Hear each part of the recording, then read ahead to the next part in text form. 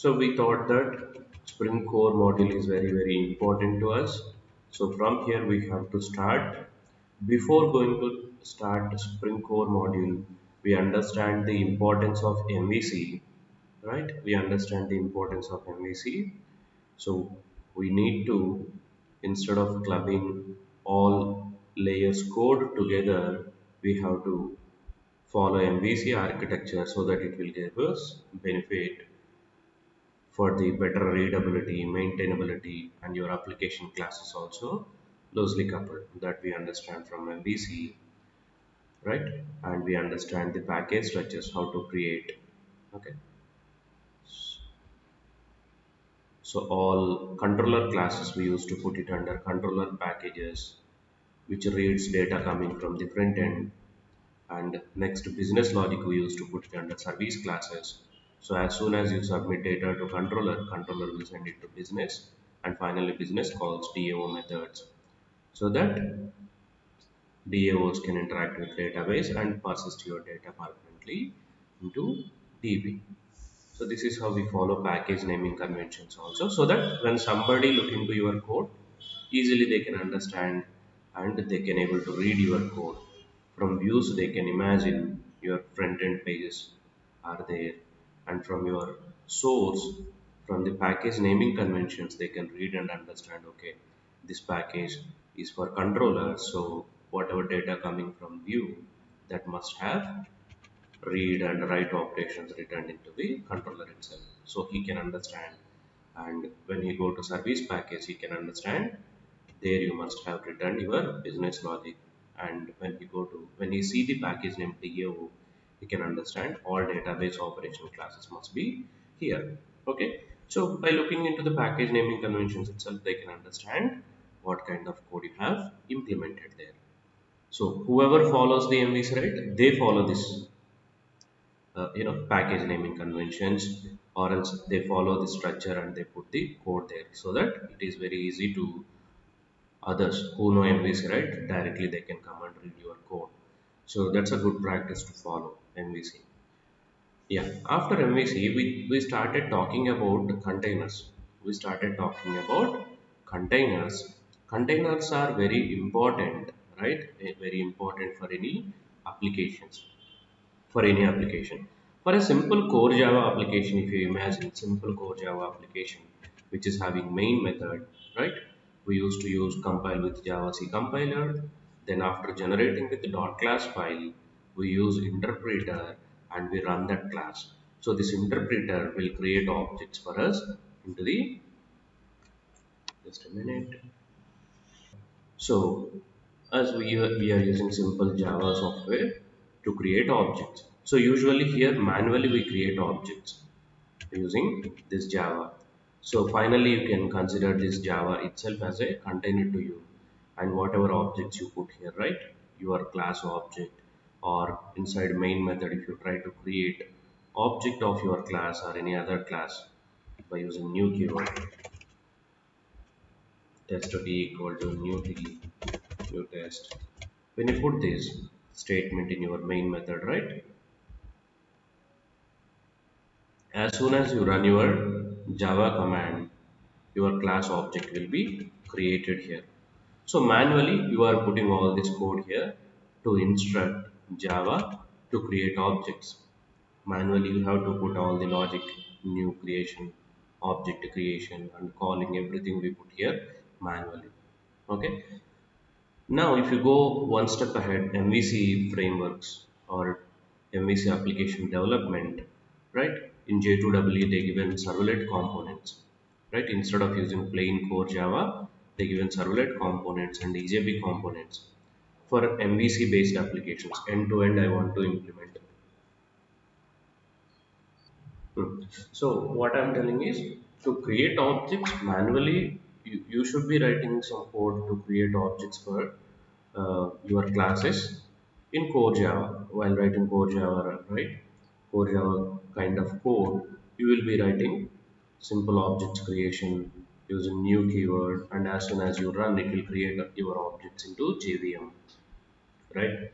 Unlike all your other softwares, how it is running in your RAM, your JVM also will be loaded onto RAM only. JVM is a logically it's a name, but end of the day your objects will sit it into RAM only, your RAM memory. Usually, we will be having 4 GB, 8 GB or 16 GB RAM, right? There your objects will be created. So as soon as you choose J2EE frameworks like servlets or EJBs, to create objects for them, you are not going to use any new keyword. So object creation responsibility they given to containers, because to create these objects, to maintain them, it's not a simple thing, right? They implemented a code as part of containers, that containers are going to maintain your classes. Okay, so if you create object unnecessarily, you will be creating a lot of objects. To avoid that unnecessary objects creation, first thing, to avoid that unnecessary objects creation, containers will help you to create your objects. So you need not to use any new keyword. Let's say I have a simple form here, add employee name, email, and to read this name, email, I need a controller here. So using servlets, you can implement that controller. So whenever you submit data from your browser, the data will come here. Servlets can read it. So when you write servlet classes here, servlet classes objects, you are not going to create from any main method. Instead of main method, a container given here, servlet container in Tomcat software. If you use Tomcat software, it will come up with servlet container. So that servlet container will create objects for your servlets. Even for your presentation part, right, when you create your HTML or JS code, JavaScript, for them, the container who loads your classes or who loads your HTML means your browsers DOM parsers will do that. DOM parsers will parse your data and they will show it in the presentation layer. So you can consider these browsers as a containers. Browsers are the containers for the front end. For servlets, Tomcat is the container. Similar way, EJBs also for business logic, and for CRUD operations we use EJB session beans and EJB entity beans.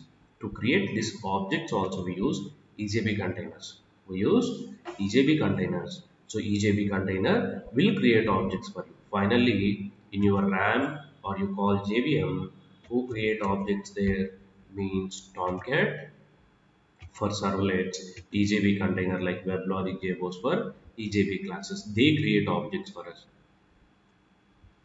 So when coming to Spring, okay, here we understand for J2EE framework, for J2EE servlets, Tomcat is going to take care of objects creation of your servlets, and whereas for EJBs, WebLogic or JBoss is going to take care of objects creation. WebLogic, JBoss, WebSphere, there are many EJB container providers, right? We call them application servers. We call this as a web server. Web server, Tomcat is a web server, right? It's a web server. This WebLogic, these all are application servers. Application server. This is a web server. These are application servers. Application servers come up with both web plus application container. Means servlets container and EJB container both will available here. If your application implemented with the servlets plus EJBs, you can directly run them in WebLogic. Okay. If you have only servlet based application, you can run it in Tomcat itself. Okay. So these containers finally, the responsibility of them is the first responsibility. They are going to create objects for you. They are going to create objects for you. For servlets, Tomcat. For EJBs, WebLogic. Where they create, end of the day, all your objects will be loaded into your JVM memory only, RAM. Okay. So in your server, every server will have some physical memory, right? Like hard disk and RAM. Into your RAM, it will load all your objects. So now when it comes to Spring, we thought there are many modules, right? So for front end and controller, we use Spring MVC. Spring MVC, by using MVC, you can design views also, front end code you can design. How usually we will use HTML, right? For views, we usually use HTML. There we will write presentation logic, all forms that we create in views. How we can create that views using MVC? As part of Spring MVC, they given some tag libraries. If you gone through JSPs, right? In JSP, you can see JSP tags means Java tags also given. Along with your HTML tags, you can use Java tags also in your views inside view, right? Let's say if you have a page, something add employee dot HTML. So instead of HTML, we can use JSP, right, for the front end. Under this JSP page, you can use HTML tags and your MVC tags also. Tag library is given. So using the tag library, you can create your front end views also. But usually in microservice based application, we never follow it. But if your application is monolithic application, right, we follow. We use these tag libraries into front end also. So using Spring MVC front end tags, you can create front end pages, and using Spring MVC, you can create controllers also. So the controllers also you can create between if you need security, right? While data coming from front end to back end, to apply security, you can use Spring MVC with the security to apply security to your application. And for the business layer, usually for the business logic, right? For the business logic, simple core Java is sufficient. Simple core is sufficient, but your business may deal with multiple database calls. Your business may need some other extra services also along with your business logic. Along with the business logic, for implementing business logic, simple core technology is enough. Core Java is enough, but to add some more, capabilities to your business, we use Spring Transaction, Spring AOP. Okay, and coming to DAO, we use JDBC, ORM, and in advanced Spring Boot. If you go to Spring Boot, right, Spring Boot also providing all these modules with the easy access. With easy access, Spring Boot also providing all this with easy implementation, with easy access. So easily you can able to implement all these layers code. The Spring itself simple. They made it more simple in Spring Boot. That we will discuss it in Spring Boot. Okay, you go to Spring Boot or Spring Framework or microservices. Go anywhere. When you design your application, like your views from front end to, as we all know, right? Front end, then controller, we call MVC architecture.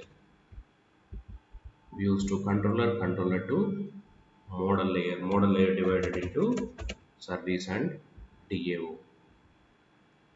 So you can implement all these layers using Spring itself. One framework, one shop for all your needs, all in one. So here Spring MVC, Spring itself is providing all this front ends you can design, controllers you can write, service logic you can write, DAO write. End-to-end implementation you can do by using Spring framework.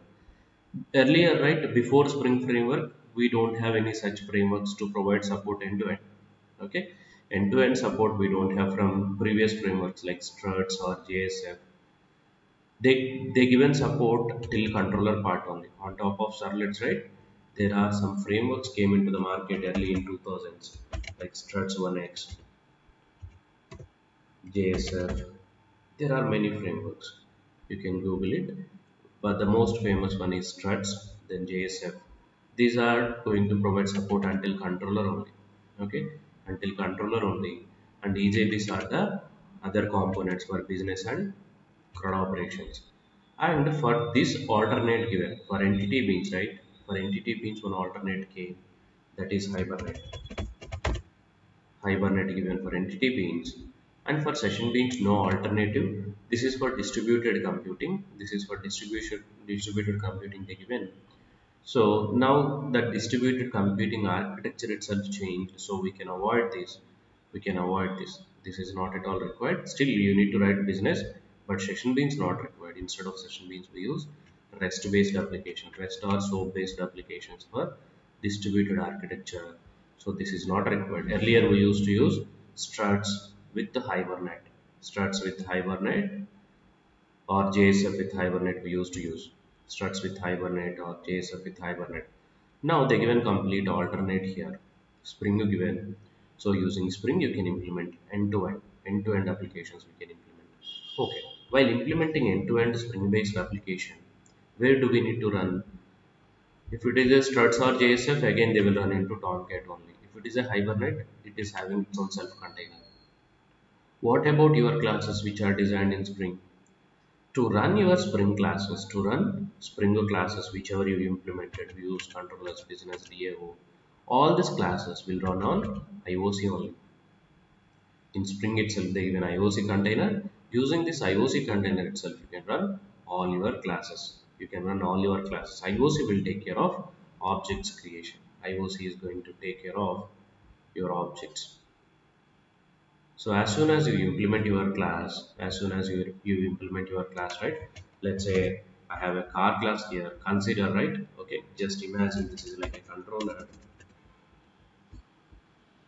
I have a car class and I have a engine class.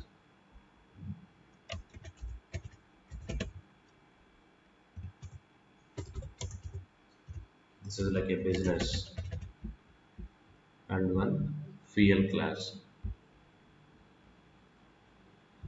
Consider your application is having one controller, one service and one DAO. This is the DAO class. I have three classes: car, engine, fuel. Okay. So to create this class objects, car object, engine object or fuel object, first thing as soon as you implement your class, right? Usually to implement this class, we don't write any complicated logic. Just we create our class, public class car with the required methods, whatever methods you want. Okay, something start car.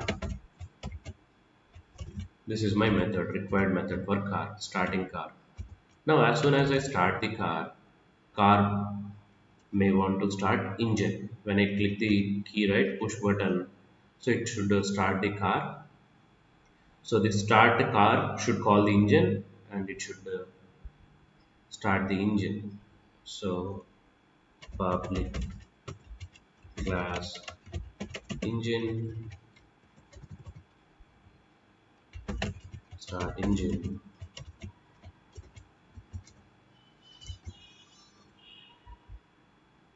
Simple classes. I have simple classes engine, car and fuel. Public class fuel. As soon as engine starts, it will use fuel, diesel or petrol or CNG. If it is EV, it will use battery. Okay, use fuel. I have simple poser classes. Simple classes, no complicated logic you need to write. As soon as you want to implement a controller or business or DAO, write your methods, whichever methods you want to implement. Okay, for controller, usually right, controllers will read the data which is coming from the front end and they will send the response. Usually if you have a view, right, if you have a view, something if you are sending data from view, name, email, and to read this data only we write controllers here. So if you imagine your car is a controller, to read name, email, what you need to have here? A read method you should have here. Read name and email. So your name and email will be coming to your controller. This read method will take from your front end. So as soon as this read method will take, it will send it to business code. If you have any business logic, you can implement, or else simply you can forward this data. Create user. Same name, email it will send here. So this business class will forward the same data to DAO. So finally DAO will be connecting with your database to save your name and email.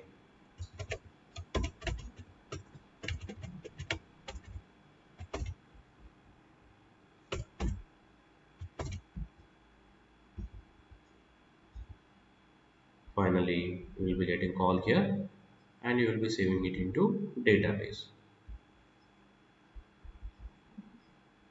Now here just imagine, as place of controller you have car class, and as place of business you have engine class, fuel class.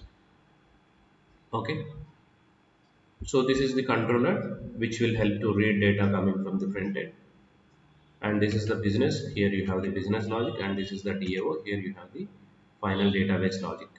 Okay, so now as soon as I created these classes, I need to configure them into XML file. XML file I should use. There I should configure my car, engine, fuel, and I should load this XML into IOC container. How many of you know how to drive the car? IOC container. So as soon as you load it into IOC container, right, it will create all your objects: car object, engine object, fuel object. It will create IOC container, will read each class from your XML file and it will create object. Okay. How many objects it is creating? Only one object. By default, it will follow singleton architecture, singleton design pattern it will follow. So into your RAM, right, JVM, how many objects it will create IOC? End of the day, it will create only one object. For car, one car object, one engine object,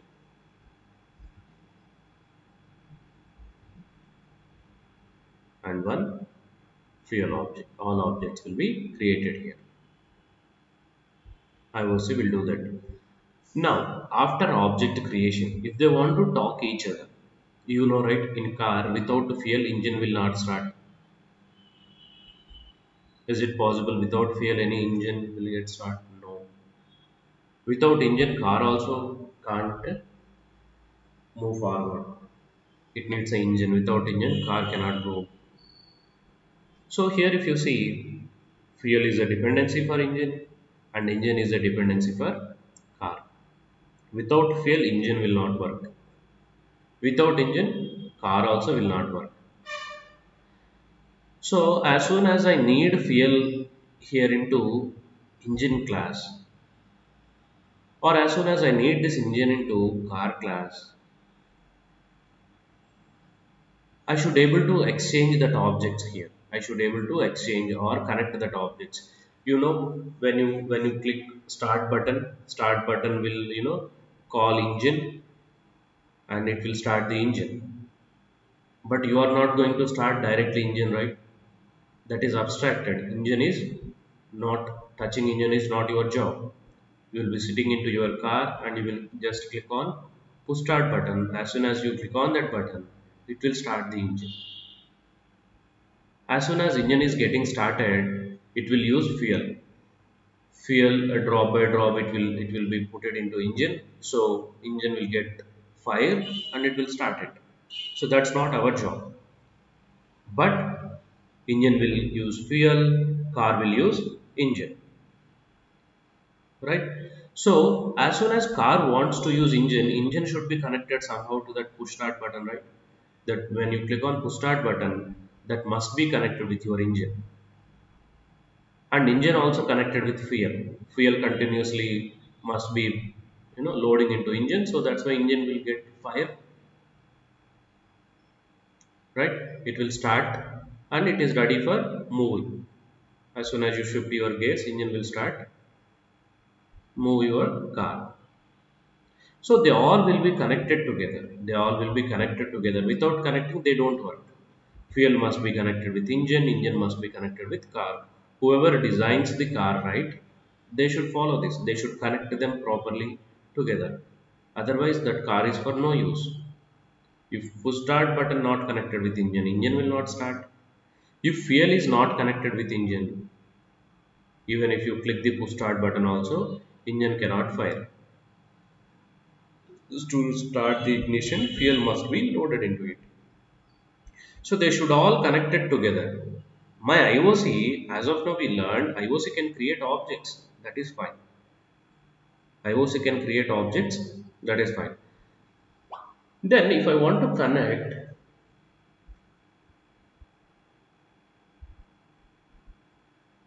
if I want to connect that objects together, this objects created in JVM, if they want to talk to each other, how I can connect them?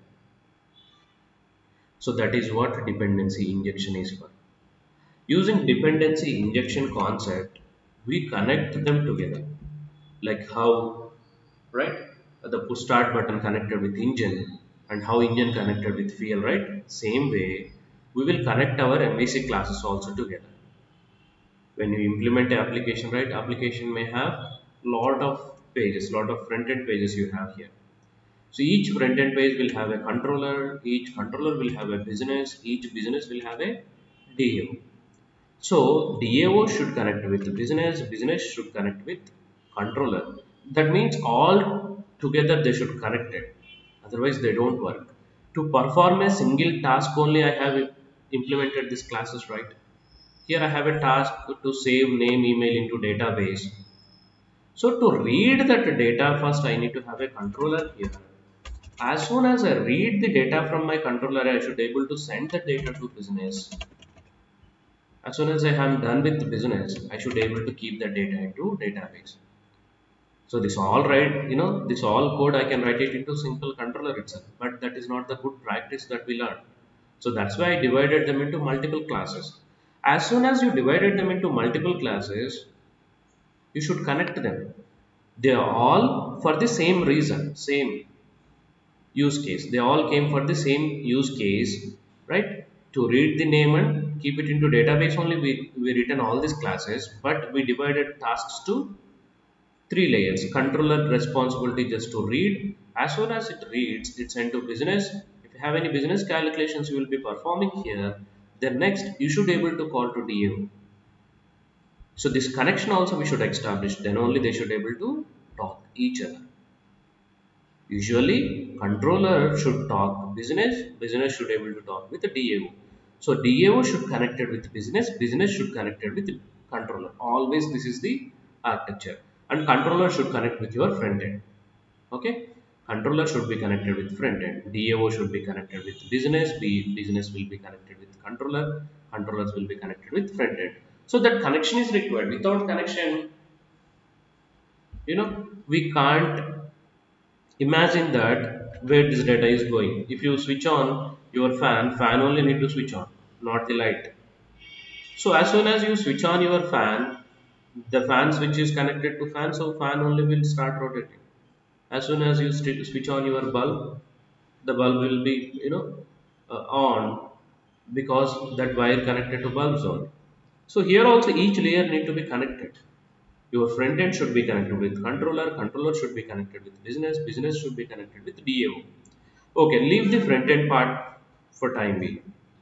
Anyway, front ends easily can connect with your controllers. How these classes? I am writing POSO classes, right? Simple controller, simple business and DAO classes. How they connect together? Simple classes I have written. And you are saying IOC will create objects for your classes. You will be writing a car class. So you will be configuring car class into XML file, and you will be configuring engine class into XML file, and you will be configuring your DAO class also into XML file. That is fine.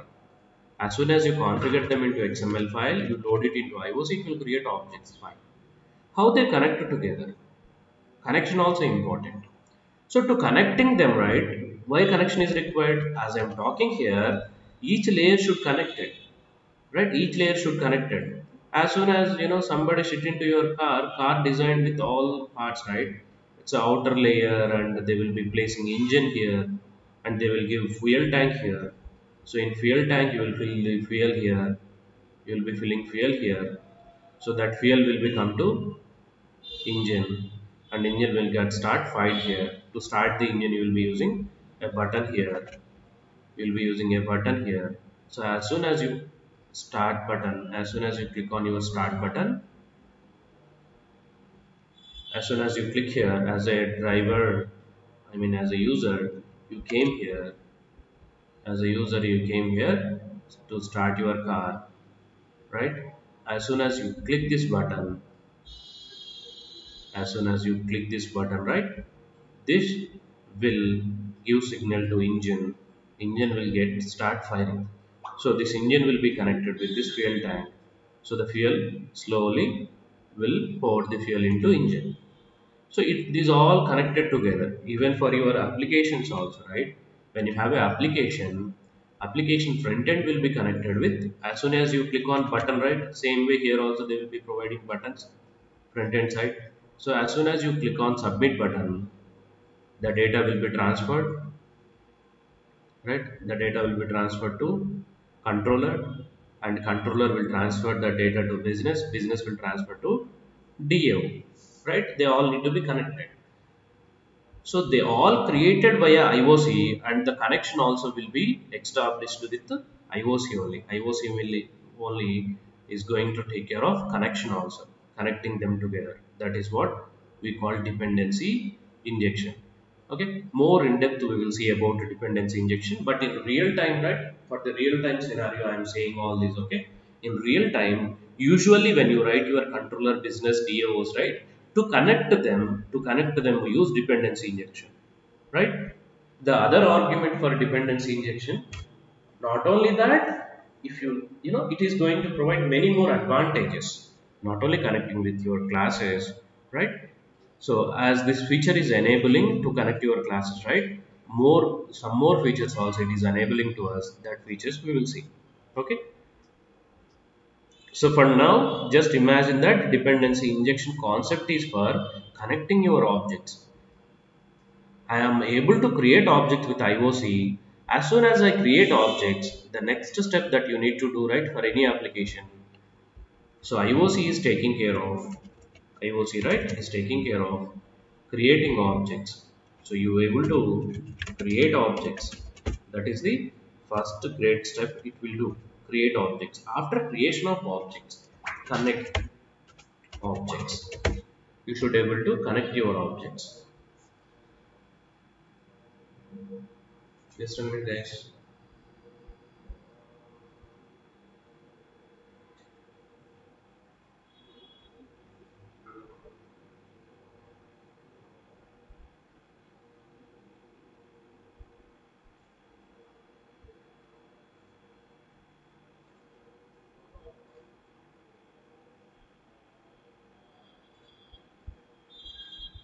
Just a minute.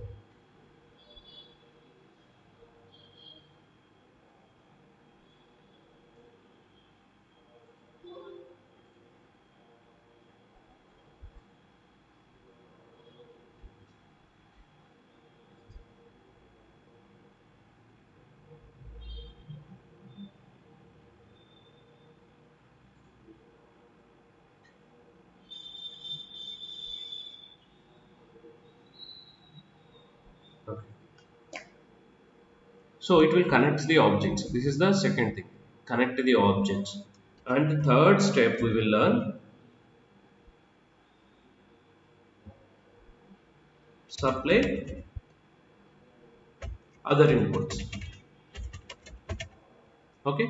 So to create objects, you know how it is doing.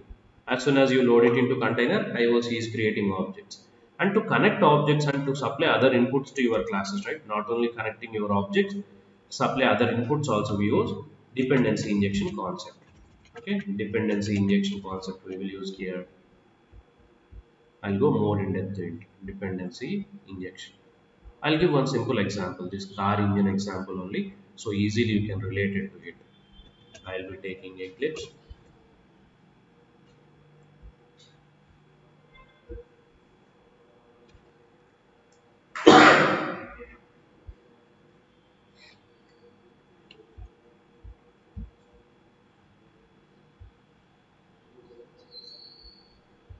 Mhm. Explicitly, manually. Ah. So there is no manual object creation. You should not, new object creation is not encouraged. Okay, let me show you that. If you are using plain core Java, in core Java only you will see new keyword. If you see new keyword in frameworks, that is maybe illegal. Check with your team whether you can able to put new keyword or not. You should not use new keyword. Okay. If you see new keyword, I mean again in a programmatic approach we use new keyword. There is a place, some place there only you can able to put new keyword, not in all the places when you go to the programmatic approaches. But new keyword we never use. Okay, directly we never use to get our objects, to get our or to use our objects. We never use new keyword. Let me implement them with the plain core Java. I'll implement core Java car.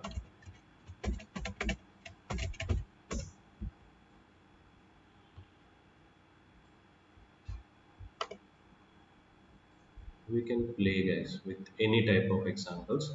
So I'm creating here some folders here, com.rbu.car.web.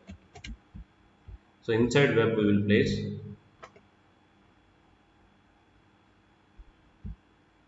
controller classes, service for business classes,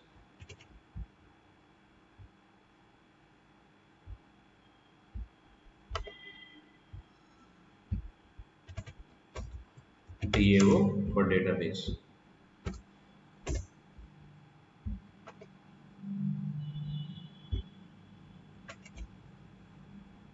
Okay, bus. Yeah. So now controller class I'll write here. My controller class is car. Public void start car.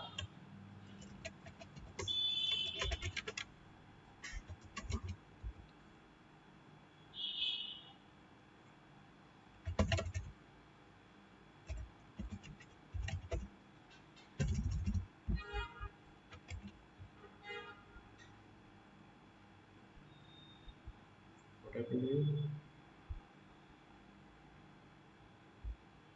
Sorry. Car. Yeah, yeah. Yeah. Business. Sorry. This is your engine.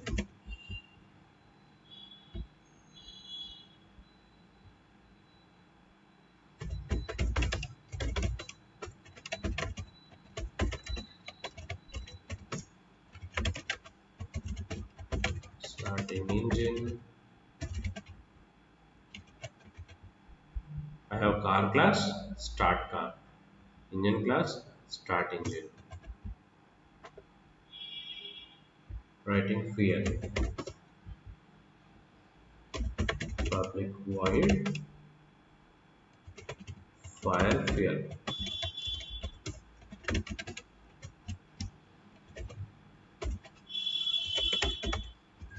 Fuel started. I don't know is it right word or not. So as soon as you put fuel, the firing will start inside engine. Okay. So fire fuel. So here start car during before, I mean when I call start car it should able to call engine, and as soon as engine is getting started it should able to call fuel. In core Java when I say connect them together, what you do, you go here, you will create object directly, engine object, engine equal to new engine, and you will call here p dot start engine. So obviously from here the call will go to engine class. So from engine if you want to use fuel, you will be creating a fuel class object, and here you will call fuel dot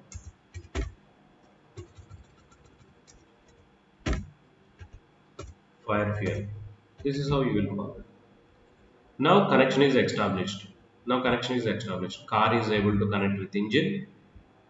I'm using core approach here, core Java, using new keyword. And from here the call will go to engine. Engine to connect with fuel. Again, core Java logic used. It is connecting with field. So as soon as I call this car, right? So let me write a class, test class. So here is the driver.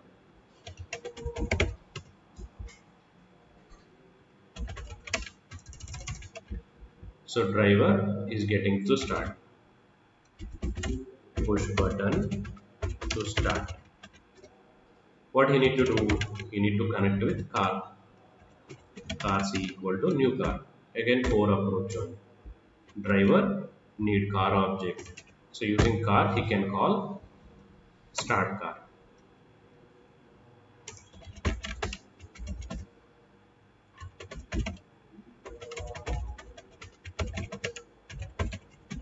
So start button is nothing but just calling start here. Okay. So as soon as driver calls start car, it will go and call the start engine, and start engine will go and call fire fuel. So one by one, step by step, they go. Driver to car, car to engine, engine to fuel. So this is how the flow goes. When I run this right, driver calling start button, then starting car, starting engine, fuel started fire, fuel getting firing here. So this is how step by step they connected together. But Spring is saying don't create objects. I'll do it for you. So the same example, if you take it into Spring instead of core Java, Spring car. Using Spring, if I implement it, so just you need to use Spring Framework library. So adding Spring Framework library, just copy same classes there.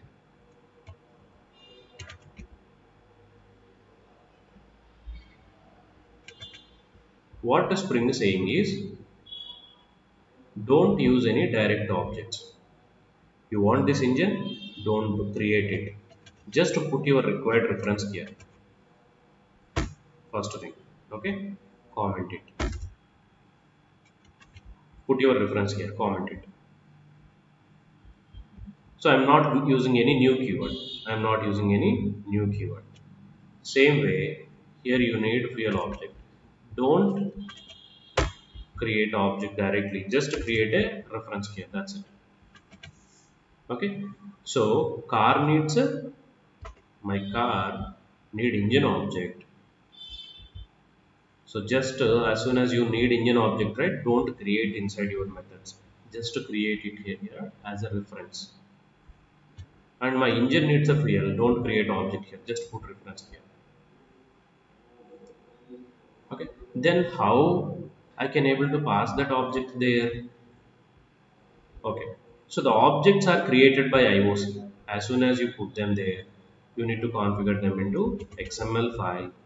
Just keep a XML file here. Configure your classes first. Create all your classes here. com.rview.web.car class.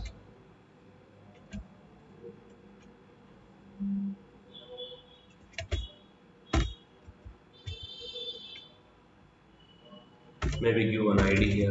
C.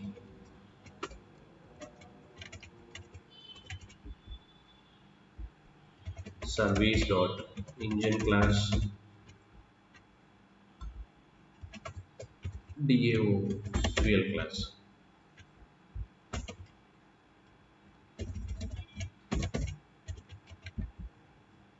So this is how you can create your objects. As soon as you load this XML into IOC, right, in your driver also need not to get this class directly. He can get this class via container application context. AP is equal to new class path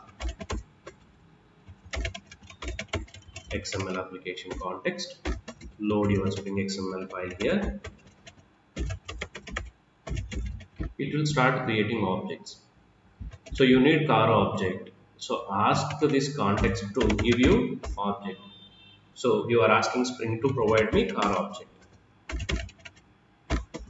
So as soon as you ask Spring, it will provide you object. So instead you creating, you are asking Spring container to provide you object. Loading your XML file and asking this application context container provide me car object. That object already there in your XML file, provide me. So it will provide you car object. As soon as car object is ready, you can start the car. So from here this call goes here, from here this call should go to engine. But it will not happen because you created reference but you have not given that reference here. Objects are getting created here. Fuel object is getting created at this line, engine object getting created at this line, car object getting created at this line. So this fuel object I wanted to pass into engine. Did you do that? No. Yet you didn't pass it. You just configured your engine here, that's it. But you did not pass it. How I can pass? So to pass that engine object here, you need to have a setter method here.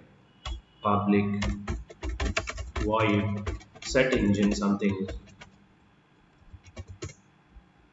You need to write a method here, a setter method with name, starting name with set, and any name you can use here thereafter. Set engine. Here I will allow a input. Engine input I will allow from XML file. This dot e equal to e. So this is like a adapter to get this engine here. Okay, into car to get the engine object, right? This is like a plug. Via this plug I can able to supply this engine here. So this is behaves like a plug. Via this plug I can supply engine object. That engine I can assign here. How you can call this from XML and you can pass? Usually engine object getting created here. This engine object I need to pass it into car class. So inside car class you need to put this setter method. Using the setter method, set engine, right? Using the set engine we can pass that object.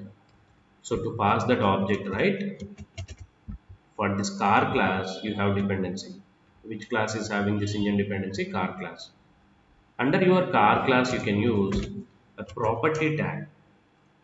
You can use a property tag, put your setter method name here. Which method needs this input? My set engine method. In car class I have a set engine method that needs an input. Which input it is having? Engine input. It needs an engine input. So via this plug you can supply this engine. Already engine object is getting created here, right? This engine you can pass here. Just you need to pass that reference here. That's it. So via this setter plugin, what I did, I passed this engine to car. Car class is having this plug, set engine plug. So that plug I called here via property tag. When I use property tag, right, Spring will do what? It will call your car class setter method. This setter method it will call. And it will pass this engine reference. Whatever engine you created, right, that reference it will supply there. So now your car class is getting this engine. If you have any doubt, just print the statement and see. Setter method call. Same way engine class also have dependency. So there also you can write public void set fuel.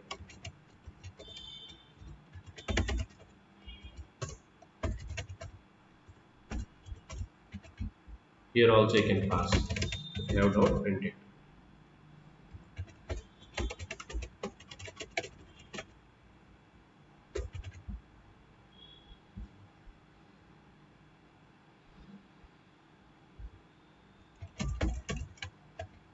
Set engine method calling, set fuel method calling. Who calls it? IOC container.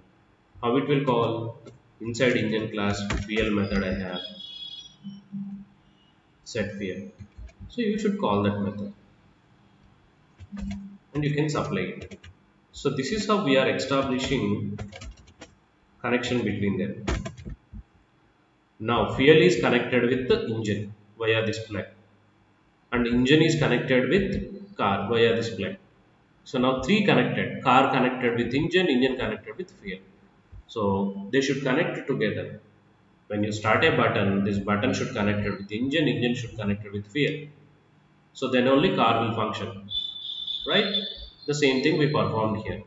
This fuel object we connected here, and this engine object we connected here. Now everything connected together. Now everything connected together. So when driver here calls car object, right? Car class start car. Already the start car button, start car method is having engine reference dot start engine. So this engine reference will be used from here. So into this reference already I passed a object. In line number 10, this object came here from your XML file. So that connection is already established. Already your classes are connected. By the time you start your server right here, all your classes are connected. As soon as you call your start car, already they connected.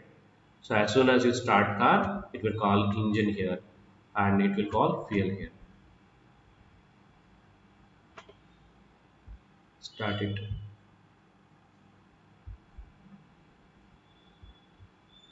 Driver calling start button. Error creating bean with name C defined in class path resource.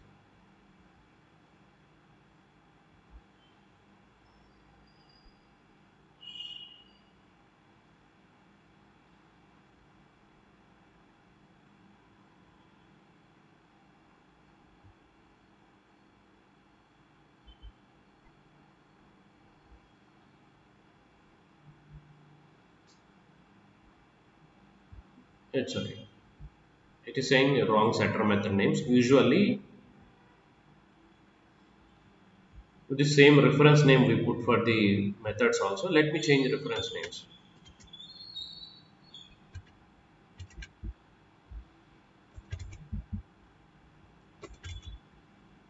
Just I'm changing reference name. It is just confusing. Reference name and setter method names are different. It is same. So use fuel.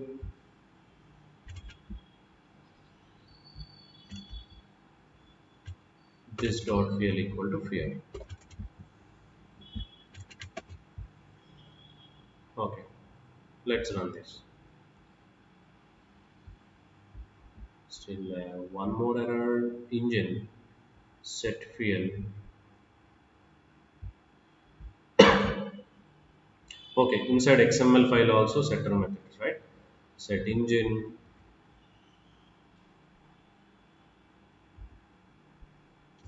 set fuel.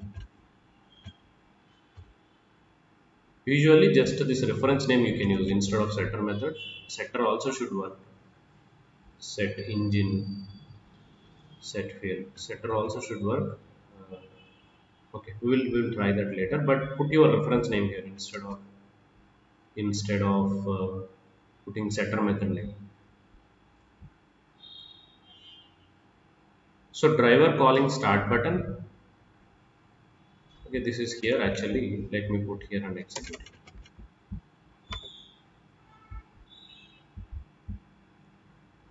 Yeah. Before driver calling start button, if you see here, set fuel method calling, set engine method calling. So the two plugin methods executed. Fuel is passed into engine is passed into car. So that two connections are established. Here to here, before I call start button, this connection is established and this connection also established. As soon as I start container, right? Fuel object created and fuel object supplied into engine class. Engine object created and supplied into car class. So as soon as driver calling start button, it is calling starting car method, start car method calling start engine calling start fuel or fire fuel. So they are all able to execute in a order. So from here the car call is going here, from here engine call is going to engine, and from here call going to fuel. So they all connected together. So how this connection we established via this property tags, we supplied this. So this is how container, right? Don't overthink about this concept. Okay, I'll be discussing from very in depth about a dependency injection just to make you realize what are the main two important features of your IOC. I'm just giving you this example. As soon as you understand with this, I can go into the depth discussion. Okay, so what the dependency injection is doing here. So via dependency injection, we are able to connecting them. In the first session we discussed IOC is able to create objects. So that concept we are clear. Now if you want to connect them together, IOC wants to connect with each object with other object, right? So the fuel with the engine, engine with car, when you want to connect them together, we use a dependency injection concept. The dependency injection concept will enable to connect connect together. Okay, connect multiple tag classes together, dependency injection will help. Not only that, there are many more features. Okay, tomorrow we'll go in depth into dependency injection and we'll give you more examples.